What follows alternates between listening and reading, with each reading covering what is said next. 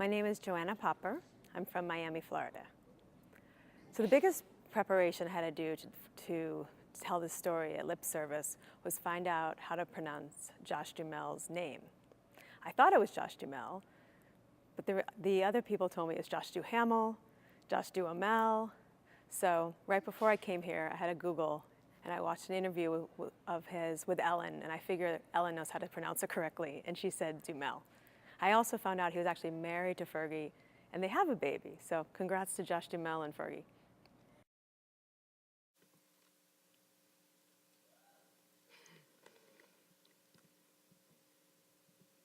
My neighbor told me she paid someone $300 to help her pick sperm for artificial insemination. I said, I already chose for you.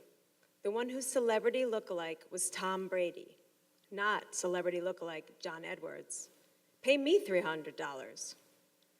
She said, the woman I hired works at the sperm bank. She met the donors. She has info. It seemed shady to pay a sperm bank employee for extra info, but it was an important decision. Her baby's genes were at stake. 5 years ago, I went through a similar process. When I was 35, a friend who was also 35 told me she and her long-term boyfriend wanted kids, just not yet. So they froze embryos. At the time, this sounded futuristic and bizarre, something for people with too much money.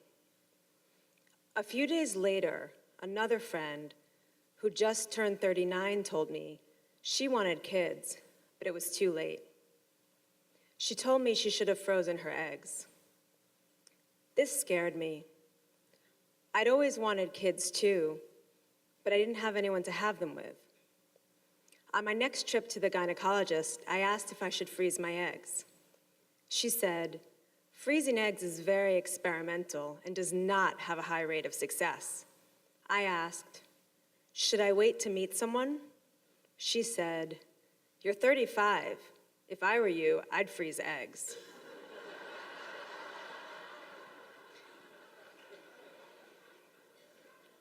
I went to see a reproductive doctor. My mom came with me.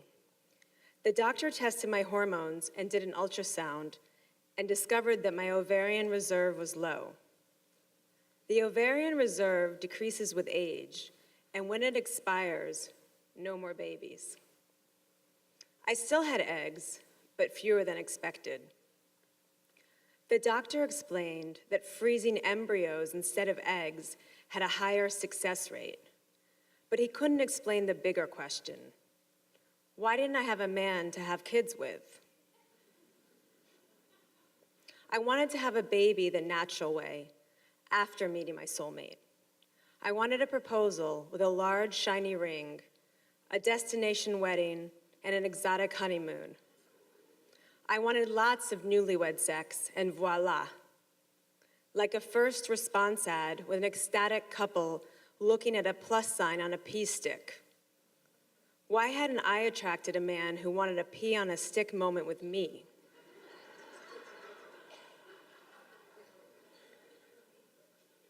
I left the doctor's office feeling really sorry for myself. My eggs would have to be paired with an anonymous donor's sperm. An unknown sperm donor didn't leave room for Mr. Right when he finally showed up. But what if he never showed up? Not only was I a failure at attracting a husband or baby daddy the traditional way, but now my eggs were about to conk out. Still, at 35, I did nothing. I wasn't ready to commit to baby making using science instead of the stork. The following year, I volunteered in an orphanage in Ghana. I fell in love with a 5-year-old boy named Kobe. He always stayed close to me, hiding behind my legs. One day, when I returned from the store, I found him outside the gate waiting for me. I bought him underwear and Mickey Mouse flip-flops. I taught Kobe English words, yes, sorry, I love you, and his favorite, balloon. I came home from Ghana and called the doctor. I said, I'm ready. I decided to freeze embryos as insurance. Hopefully they would be something I'd never use, but it would help me sleep at night knowing they were there for me, like State Farm.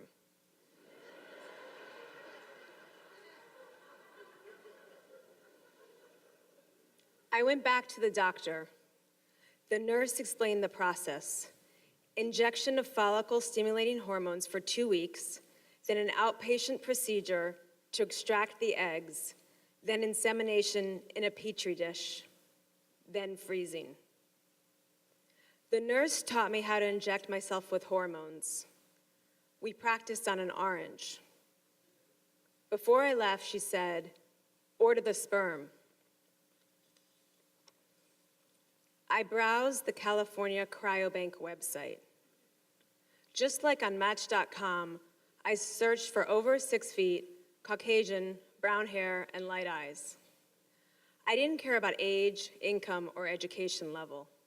Donors were young, and most funded their education by donating sperm. Unlike Match.com, there were no pictures, but each donor had a celebrity look-alike, which played an important role in my selection.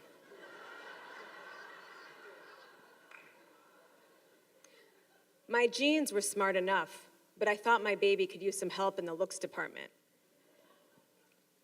Look-alike Josh Duhamel trumped look-alike Harry Potter.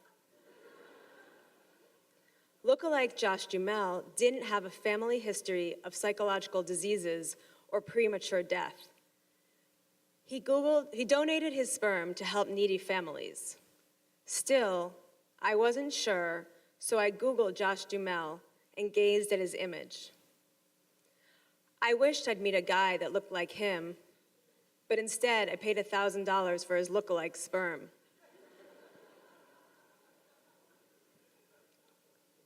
Each morning, I mixed potions from different vials. Then I emptied them into a syringe and stuck the needle into my stomach. Each morning I cried. I wanted to have a family. I wanted to give love and be loved. I wanted to teach a little girl all the things I never learned how to do: ski, ride a bike, put on makeup. I wanted to make a better me. I wanted someone to call me mom. I wished I had someone at home to help with the injections. If I did, I wouldn't have gone through it alone. I wouldn't have gone through it at all. After 12 days of hormones, blood tests, ultrasounds, and a black and blue stomach, the surgery was straightforward. Compared to my emotional turmoil, the pain didn't even register. 2 days later, the doctor called to say we'd gotten 3 viable embryos. I'd hoped for more, but it was 3 in the bank. A year later, at 37, I went through the process again. I was still painfully single and wanted to double down on my insurance plan. We got 2 more embryos. Now, at 40, the frozen embryos are still in the bank. I finally have a sexy, sweet, loyal boyfriend. We've been together for a year. He cuddles me in bed and calls me Snuggaboo. My grandmother loves him. I love him. We're not quite ready for marriage or kids yet, but when our relationship is ready, I'm ready, and I hope my ovaries hold up.